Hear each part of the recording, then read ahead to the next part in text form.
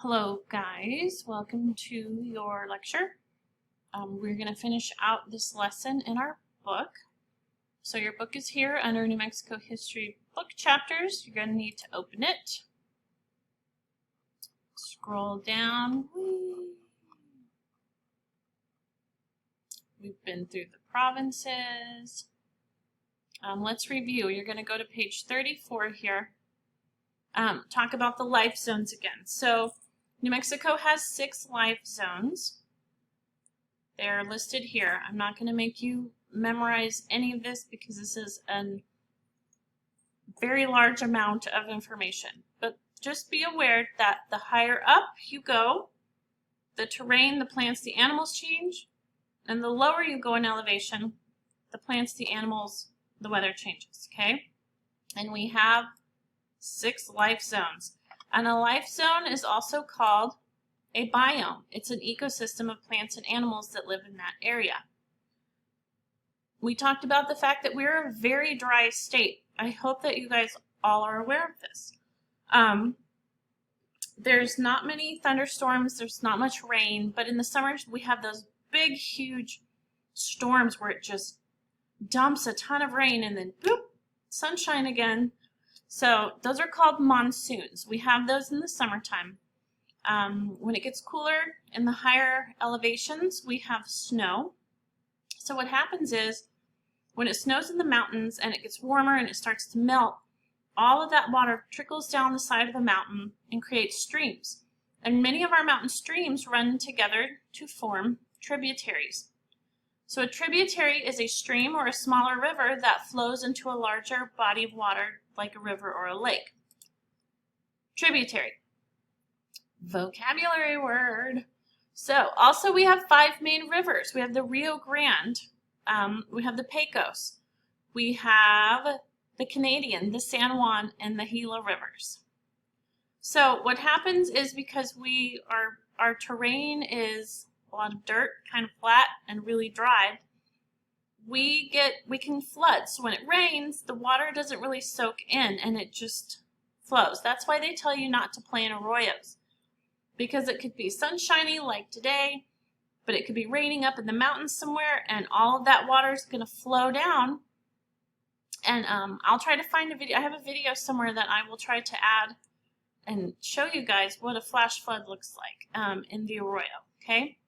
So a long time ago there was a flood just that devastated this little tiny town. So what they did is they built a dam. So when they built the dam, the water behind it collected and created a man-made pond or lake. So if you've ever been to Elephant Butte, that's what happened. Elephant Butte was created by a dam. So this is called a reservoir. A reservoir is a natural man-made pond or lake used for the storage of water and also to protect the cities that are nearby where this water just flows through. Okay?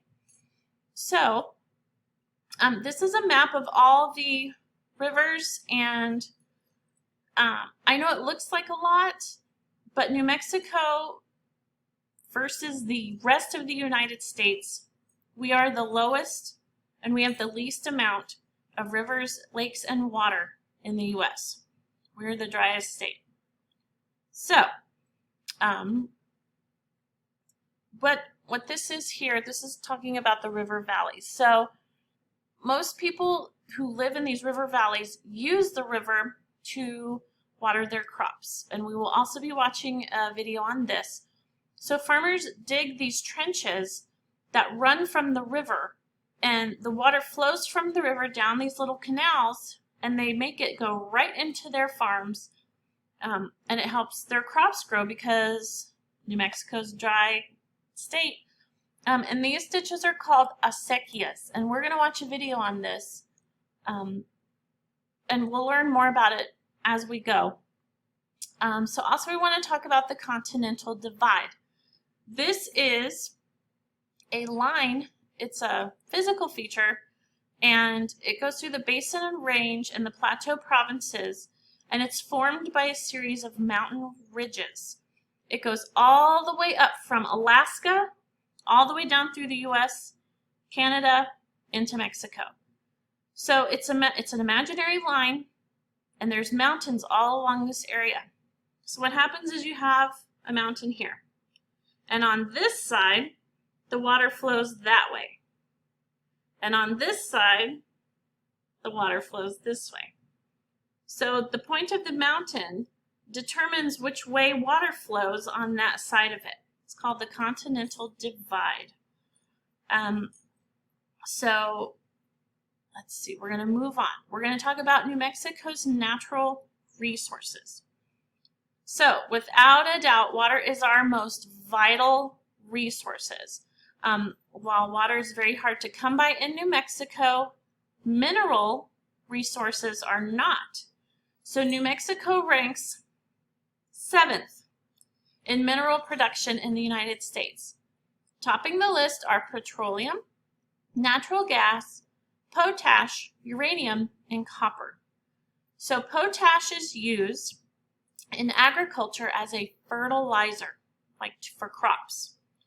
Uranium is used in bomb making and in nuclear power plants as fuel. Oil and gas are mined on the Colorado Plateau in northwestern New Mexico near Farmington. So important oil and gas fields are also found in southeastern New Mexico in Lee and Eddy counties. So we also have mountains and hills that have things like gold, silver, copper, coal, and gravel. So let's look at this map here. Here's our compass rose. It doesn't look like our usual one, but this one is telling you that this direction is north. This measures how many miles, and here's our key, our legend, right? So the green design here, these are all forests. This is how much forest land we have in New Mexico.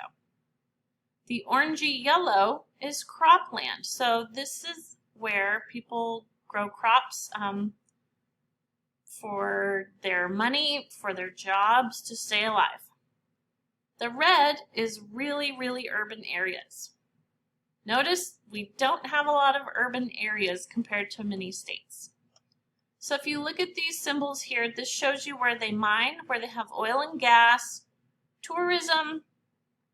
You can go visit those places, and where they mine for all of the minerals. Okay? So let's move on. We are now on page 39.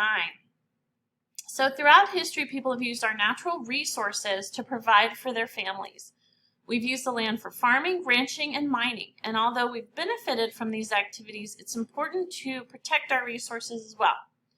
So a long, long time ago, people didn't really take care of the land and its resources. So some soil timber, which is wood, and water were wasted. Land was overgrazed by animals, leaving the soil to be blown away or washed down rivers and streams. This loss of soil is called erosion. In other parts of the state, lumber companies cut down trees for lumber without planting new ones. Fires destroyed millions of acres of land. I know you guys know about our fires, right? We still have a lot of them happening today. People also wasted our water supply as well. So after the 1900s, people began to think, oh, well, we should probably do this differently so we can protect our state. So they passed laws that made it illegal for people or factories to pollute the soil, air, and the water. They also set aside land for national parks, national forests, and for animals that nobody can touch or buy or build on. So later, wilderness regions were set aside so the land would remain a natural state forever. So on those parts of land, you cannot drive in your car. You have to hike in, ride horses, and the roads, if they do let you drive in, they're very narrow and it's kind of scary. You cannot cut the trees down in this area. It cannot be farmed by humans. So today, everybody's still working together to keep our state beautiful, and they're trying to just preserve the land for future generations. So here is, let me zoom in. Here is a picture of our natural state parks. I've only been to a handful of these. It's my goal to hit them all. I've been to Carlsbad Caverns, White Sands, the Gila Cliff Dwellings. I've been to Petroglyph, and I think that's it. So, let's see here. Okay, so we're going to talk about the people of New Mexico. So we're not just looking at the history and geography, but we're studying people in this class. Here's a vocabulary word. Demography